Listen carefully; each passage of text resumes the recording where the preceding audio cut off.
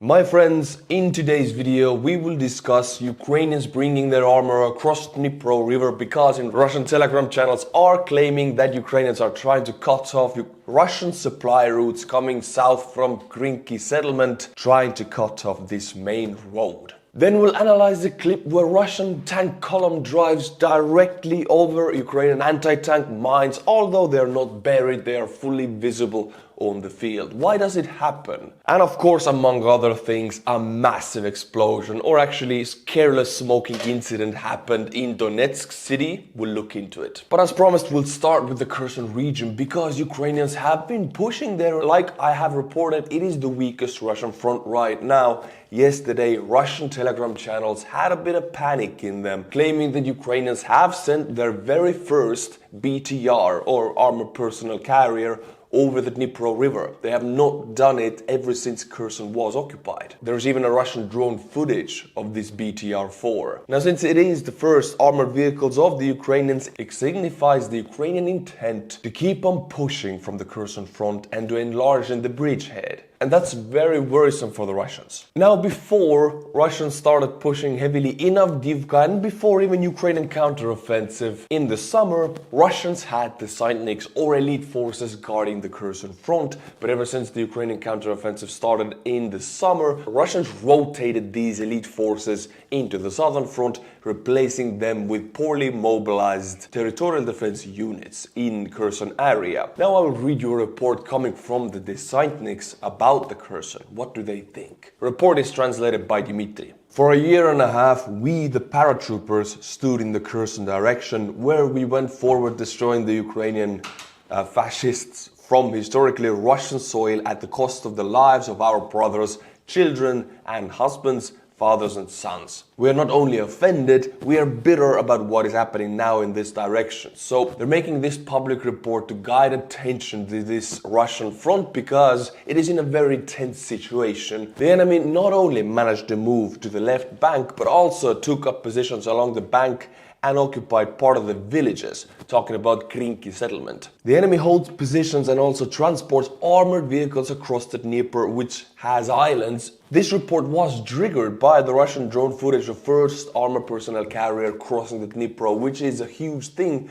because I've always reported before that this is a soft area, not able to carry armored personnel carriers, not able to carry armored vehicles. Well, now Ukrainians have managed to bring the first one over. We were there and we know that it is possible to hold all this and not let the enemy in.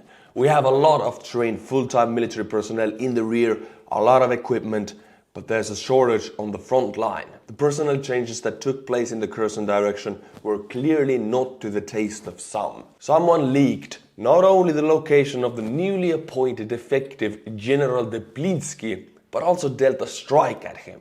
Thank God, Dad is alive and well. Well, Deplinsky has deep connections and he has the Syntnik background. Elite Forces background is very much respected by the Syntniks. He is the newly appointed general to take charge in all of Kherson direction front. Immediately when he was appointed, Ukrainians dealt a devastating strike to his location. We don't know his whereabouts or his health. He possibly got injured, but we don't know for sure if he's alive or not. We believe that the airborne forces will again change the situation in this direction and will not allow internal and external enemies to lose the battle and the war. This report indicates that the Syntniks deployed to Avdiivka and to the southern front are very worried about Kherson front and they don't like what they're seeing there. Let's look at the situation on the map. This is the settlement of Krinky, and if you go south from it, this is the road T2206. You can see it's this one right here, and if we zoom out, we can see that this road leads to Melitopol, the main supply hub, the Russian logistics of the entire southern front, also connected to Kherson front. Now Ukrainians are close enough to actually threaten cutting off this road, and that's their goal. And Russian Telegram channels are reporting that Ukrainians have entered into these wooded areas right north from the road. And in the next few days, we might see Ukrainians actually reach this road, which would be catastrophic for Russian logistics west from this Krinky area. Now, of course, this road can be bypassed because there are other roads, but this will lengthen the transportation time of any logistical supplies. Also, this is the area of the first Ukrainian armor visible over the Dnipro. If we go west and a little bit south from Krinky, we can see the settlement of Bidstepne, and this map does not show it, but Ukrainians actually enlarged their bridgehead over this area also. Right across Dnipro River, north from Bidstepne, this area, this is mostly localized industrial or agricultural zone with some hangars. This area has Ukrainian troops present. Hello my friends, a quick cut to the video. I'm thinking of coming to the United States, and if you work in a university or have good contacts in a university, please let's talk. Maybe they can host me, maybe I can come and do a lecture or a meetup in your university. So write to me in raiartur@gmail.com, let's talk about it and let's see each other. Now my friends, here I bring you an insane Ukrainian drone footage from Krinky area. This means Ukrainians are pushing the bridgehead, enlarging it, and Russians got the alert and they're now running to positions. We actually have the very video of Russian troops running to their defensive positions, not knowing that Ukrainians have already established firing sectors on their route to the positions. And it ends very badly. As you can see, this is a whole 2 squads of Russian infantry being alerted, running to positions. I'm actually surprised to see they can move that fast. And then what happens? Ukrainians have firing positions right across this road in the woodlands, pointing towards this crossroad, and bada boom. Now the machine gun opened fire, and we can see the Russians being mowed down like it's nothing. All knocked out cold, being sent to push up sunflowers in Ukraine. I do hope they have sunflower seeds in their pockets. This is a 2 whole squads, demilitarized, liquidated, sent to sleep with the fishes. And later in this video, of course, Ukrainians are sending drones over to finish the job with presents. It's getting hot in the Kherson front, my friends. Now, my friends, let's jump to the southern front where this footage was released. Yesterday, an entire Russian squad surrendered to the Ukrainians. These are the POWs. Now, they are the lucky ones. First of all, they're not being liquidated. They are sent to Ukrainian POW camps where they are fed 3 times a day. They can actually work and contact their relatives, which is a very good life for a Russian in Ukraine. Talking about POWs, the number of Russian soldiers surrendering themselves to the Ukrainians has been increasing in the latest days. We have another report of soldiers of the 40th Separate Mechanized Brigade of the Russian Armed Forces where they were captured by the Ukrainian Armed Forces during an attempted offensive near the village of Shevchenko in the Donetsk sector. So it's the eastern front now. As a result, 20 Russian Marines are in captivity. 20, a huge number surrendering all at once, almost a platoon, 2 full squads and more. Now, since Ukrainians have a lot of Russian POWs, and most of the times Russia is actually not interested in exchanging them back because they were cannon fodder or biomass to begin with, so Russia is not really interested in these men. They have to remain in Ukraine. Ukrainians have so many Russian POWs that now there are reports of Ukrainians constructing an entirely new complex of Russian POW camps. Now, in these camps, Russian prisoners will be fed 3 times a day, they will have work, they can contact to their relatives, and they will have a representative of the Red Cross taking care of their medical needs. I guide your attention to the fact that Western allies are watching everything Ukraine does. That is also how they treat the POWs, which has to be in accordance with the Geneva Convention. So the Russians in captivity in Ukraine are the lucky ones. My friends, to humanize this war, to humanize this conflict, and to give you a real human story, this is a Ukrainian refugee from Mariupol, and she has a lot to say. I want to watch this video with you. It's less than a minute long, and I'll read you the subtitles. How do we get them out of here? What's democracy? What are you talking about? There can be no democracy here. It's national security, the military, the language, the faith. When it's all, I don't understand. 90% of the people are old, but there are also young people. What are they listening to? What are they watching? I just don't understand how to pound a liquid blue. Patriarch Kirill says, holy war. Go ahead. Good people, kill. I'm from Mariupol. My friends and acquaintances have been killed and I have nothing left. These soldiers say these prayers in the language their patriarch leads them in this holy war. They're singing to him now how cool he is. What is this? How is this? How can this happen? This girl has lost everything, and then he sees Russian head of religion of Russian Orthodoxy, Patriarch Kirill, which is actually just the lengthening of the power of Putin, guiding an entire nation into a holy war against Ukrainians, and this woman has lost her family. And home, it's Mariupol. I want to bring you these stories because they give a face to this conflict. Otherwise, it's just statistics. Behind every number, there is a face and voice, and here you see it. My friends, on this photo, you can see a Russian convoy from the Avdiivka offensive. And we have to analyze this because if you look closely, you can see these lines, you can see these dots on the field. These dots right here, what are they? And why are Russians driving right over them? Well, my friends, this is a well-visible line of Ukrainian anti-tank mines. Ukrainians have not hidden these mines because there's no necessity. Because Russians, well, in this video we can see they drive straight over them. I cannot show you the next photos, the next scenes from this drone footage, but I can confirm this one hits a mine, this one hits a mine, this one hits a mine, and they turn back and are demolished by Ukrainian anti-tank guided munitions. Now these mines are visible. Why do Russian tanks do it? Why do they drive straight onto it? They're not suicidal, are they? Now this is a photo right before they hit a mine. As you can see, there's a cope cage which doesn't protect against mines, but this is just like half a second before this first one goes kaboom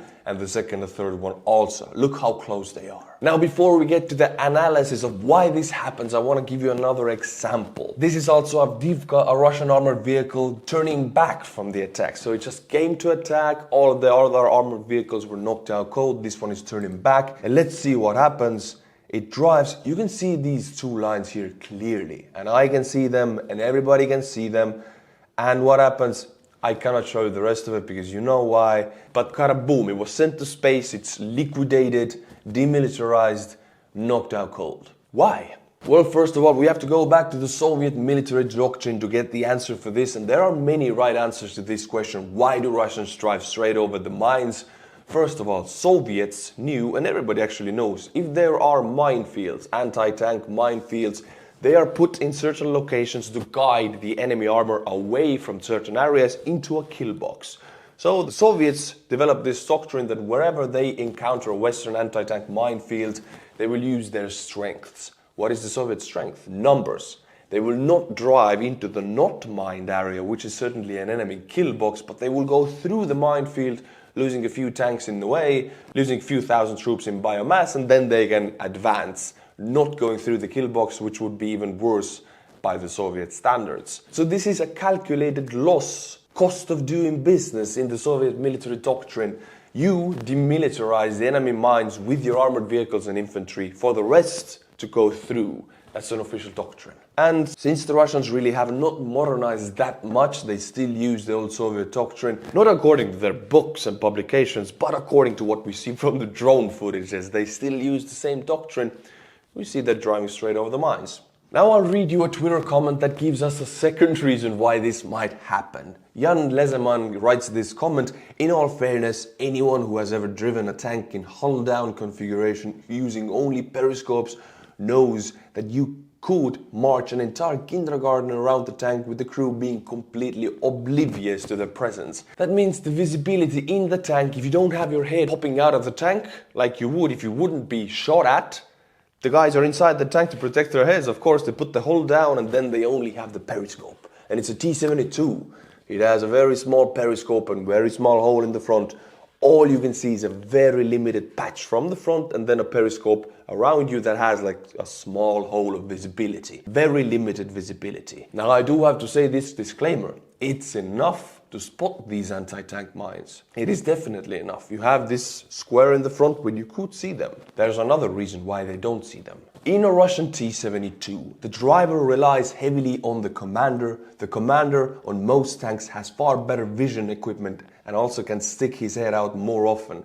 The commander tells the driver where to go, what obstacles are ahead, and especially is key when backing up. That means, first of all, these tanks that we saw in Avdiivka, well, they might have very bad commanders, drunk commanders, wounded commanders, or commanders who just don't do their job. The driver can only see very limited area, 20% of what's around him. The commander has to see the rest of it, and if he's bad at what he does, the driver doesn't know what to do. The basic D-72 design has an extremely small periscope, viewports, even by the constrained standards of battle tanks, and the driver's field of vision is significantly reduced when his hatch is closed, which it was on both of these instances I showed. Now the third reason, which is also very plausible, is that it's fog of war.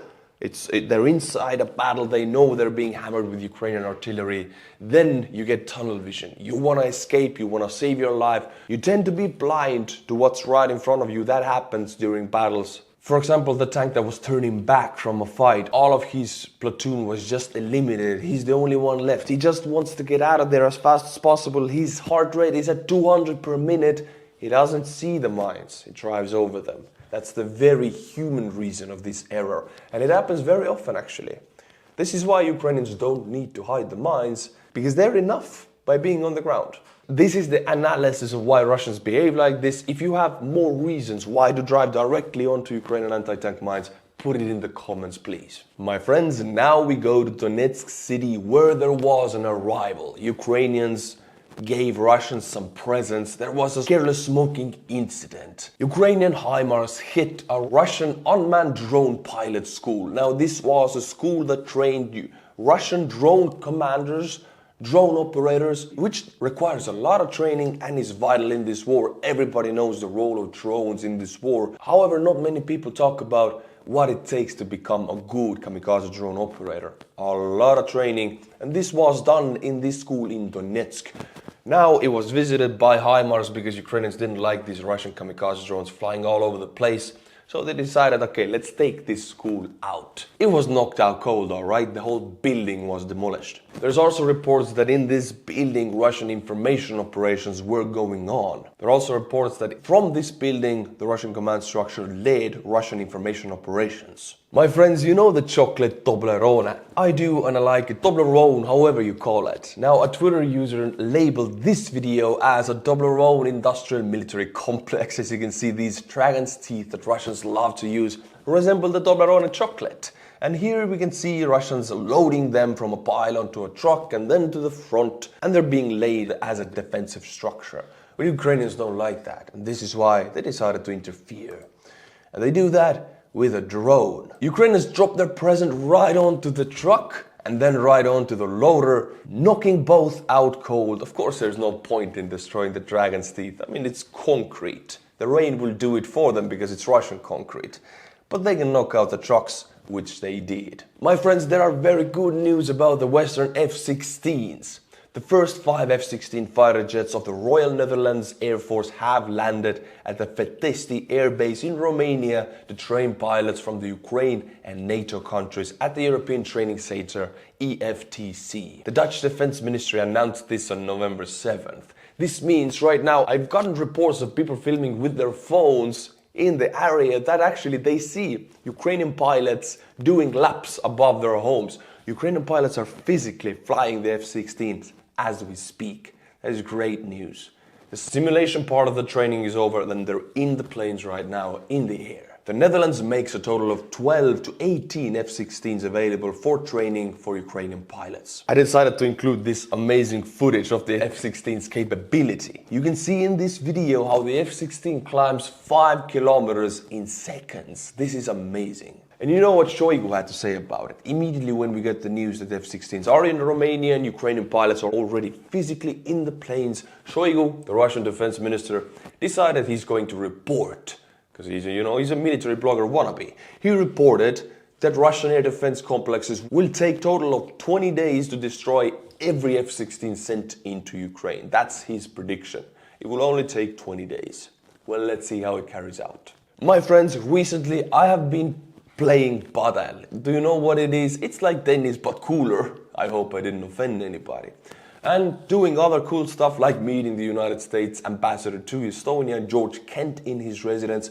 All of this is up in my Instagram. Link is in the description below. Go and follow, keep up with what I do. And now, my friends, the favorite and best part of the video, what you have been waiting for, the butchering of the patron names. Let's go. We have Brukke Horne. We have Juha-Pekka Kinnunen. Suomi mainitu perkele. You are from Finland. Kiitos. We have Randi Mai. Olejon Bjorkum vajab laada pesumasinat. Well, you are saying in Estonian, in your name, that you need a Lada washing machine. Well, thank you, Olejon Bjorkum. Baxter Savman. Thank you to these 5 people for directly influencing my life to the better. If you like the channel, Patreon link is in the description below. Tier 10 or above and I'll be butchering your name. Until my next update, my friends, which will be tomorrow, Slava Ukraini and bye bye.